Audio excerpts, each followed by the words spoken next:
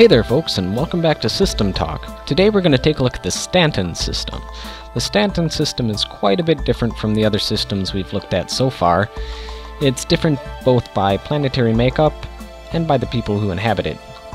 And just as a side note, the orbits will almost certainly be staggered and may even have different inclinations. They're just displayed like this for organizational sake. Anyhow, let's get to it. The Stanton system is quite remarkable in an astronomical sense, in that it is extremely amiable. This system's characteristics are so suited for human life that it's almost bizarre. No other known system is so suited for human habitation than this one. This gives it a very large green zone. In fact, all 4 planets in the Stanton system are suitable for human habitation. And also, that being said, each planet is quite different from one another. Before delving into the details of each planet, it's important to know the history of this particular system to fully understand the dynamic that plays out on each planet. This system was discovered and settled long before the eyes of the UEE ever set sight on it. It's unclear who settled it first, however, it is suspect that a passing trader stumbled upon this system. Then rumors of its rich, habitable planet spread, attracting many colonists from all over. Explorers, prospectors, miners, and those seeking new lives all terraformed and colonized these new worlds. These new inhabitants numbered in the tens of thousands per world before the UEE ever realized its existence. When the UEE finally took note of this system, one with 4 habitable planets all rich with resources, they quickly claimed eminent domain in a bid to control it. The UEE spuriously claimed that the need to control the system was because of the need to expand and protect new nearby jump lanes. Needless to say, the power grab by the UEE didn't go down well for the colonists, as they were not officially sanctioned by the UEE to settle there. Colonization continued for 100 years. However, an economic depression had hit the system and the UEE lost interest in it. The UEE finally decided to sell the planets. They put them up for bid, and 4 mega corporations answered the call. Each planet was purchased by a corporation, and as a result, each planet was named by its corresponding corporate backer. Shortly after, the UEE left the system entirely, leaving the mega corporations to decide their own fate. Stanton 1, or Microtech, is a large super-Earth. Despite being the closest planet to its star, it is also the coldest. This is a result of a mistake that occurred during terraforming, which caused a permanent thick cloud layer to form. This cloud layer reflects out most incoming solar radiation, causing the temperature to be surprisingly cold. Despite the cold on this planet, it's an incredibly active manufacturing planet. Microtech focuses most development on advanced electronics, sensors, and equipment. One of their largest products can be found everywhere: Mobiglass. As well as Mobiglass, many other Microtech firms are present on this planet as well. Stanton 2, or Hurston, is another large super-Earth. This planet is home to the mega-corporation called Hurston Dynamics. Hurston Dynamics is a very large weapons manufacturing company. They are known for their ship-based weaponry, and proving that nepotism is alive and well, Hurston is a family-controlled and owned company. In pursuit of their wealth, they completely obliterated the ecosphere and environment on Hurston with their mines and with the pollutions from their many factories. Cheap labor is constantly shipped in to fuel their factories, to keep a constant stream of weapons flowing out, and profits rolling in. Stanton 3, or ArcCorp, is another super-Earth. ArcCorp has been built up so far that no traces of its natural state remain. The entire planet is covered by factories, mines, cities, sprawl, and other forms of human habitation. No trace of nature remains. The corporation of ArcCorp is mainly in the business of building and selling ship engines. Nearly all of the material for the engines are mined on this planet, leaving little need for common imports in the construction process. As well as ArcCorp, many other corporations and companies now call ArcCorp home as well.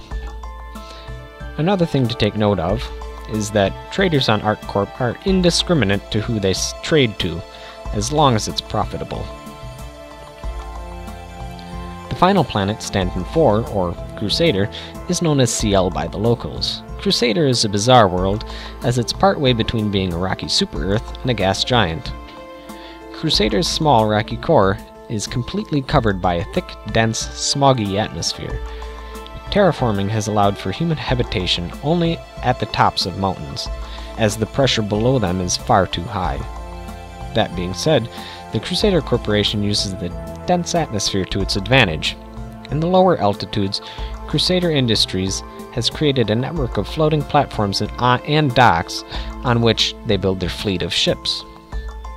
The floating platforms are used to house workers, as well as for the construction of ships. These floating platforms dramatically reduce the cost of building these ships, and visitors often remark of the unearthly beauty of the web of floating platforms. Alright, on to the analysis. One thing to take note of right away is that even though the UEE law does technically apply here, there are no official UEE police forces here. With that in mind, let's talk about the trade in this system. Microtech is a planet that bases its entire economy off of industry. Not all of the materials that go into the electronics produced there may be available on that planet. This would allow for imports from out of system or even from other mining planets in the system, such as Hurston.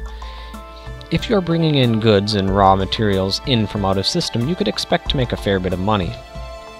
Not only would there be a large demand for materials, as it is in an industrial world, many of the Greenhorn pilots may want to avoid this system as the UEE isn't present here and it's not very safe.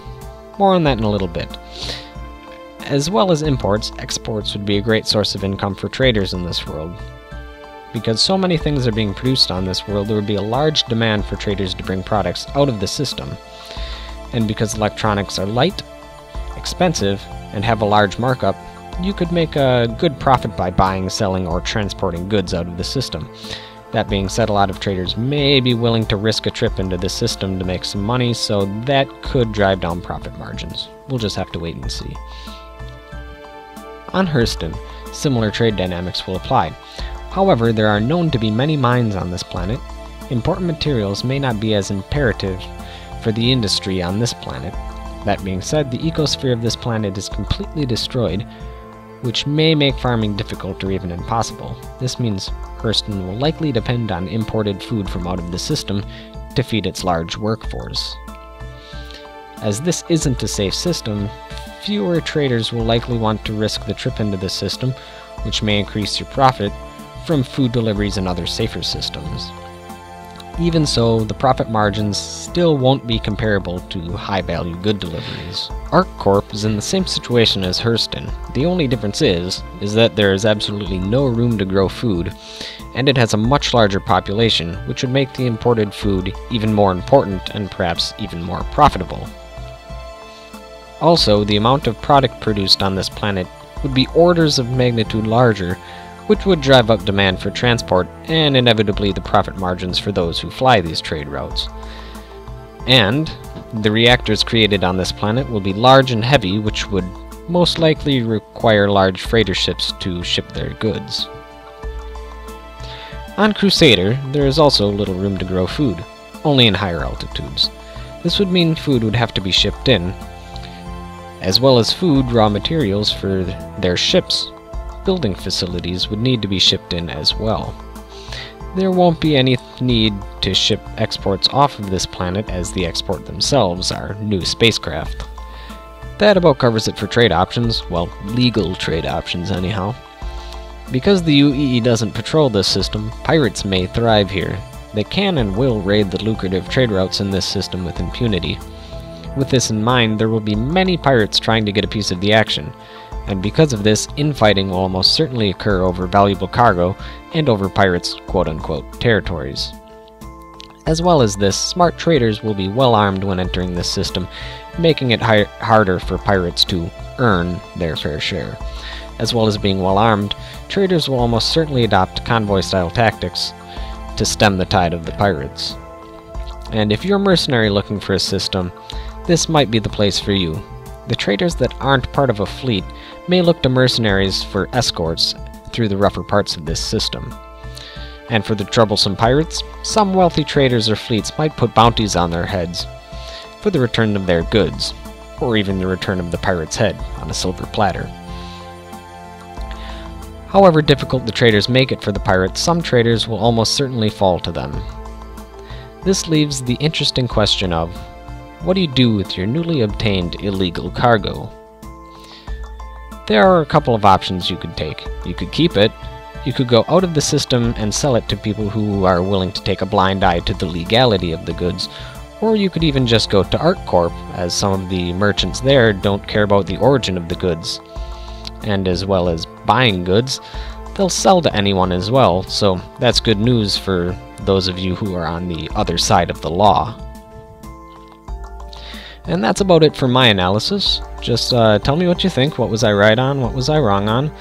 Do you have any plans for this system? Let me know in the comments below.